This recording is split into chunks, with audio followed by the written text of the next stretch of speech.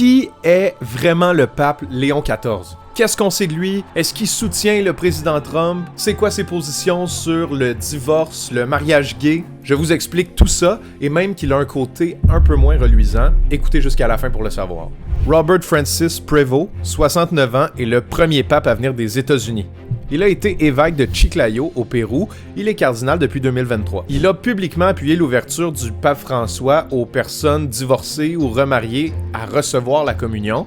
Mais contrairement à son prédécesseur, il s'est montré plus réservé sur les questions des personnes LGBTQ. Le nouveau pape se démarque aussi par son activité sur les réseaux sociaux. Sur X, il a par exemple contredit le vice-président américain sur la question migratoire.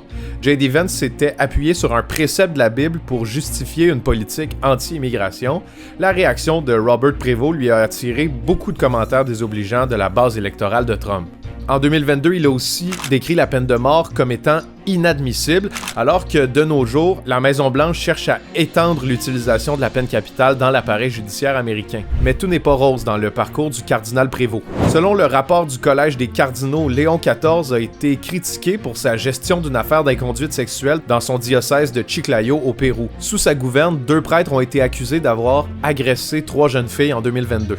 Les victimes ont reproché à l'évêque de ne jamais avoir mené d'enquête interne sur les agressions, ce qu'il a nié par la suite. Mais le 4 mai 2025, donc juste avant le début du conclave, un rapport du média Info Vaticana a allégué que le diocèse de Chiclayo aurait payé 150 000 $ aux 3 victimes d'agression pour s'assurer de leur silence. Dans la lignée du pape François, beaucoup s'attendent à ce que Léon XIV soit un pape de la justice sociale. D'ailleurs, le dernier pape à porter le nom de Léon XIII, était connu pour son engagement social et sa lutte pour le droit des travailleurs durant la Révolution industrielle. Pensez-vous que ce pape aura une influence importante sur les catholiques du monde entier? Dites-moi ça en commentaire. Salut!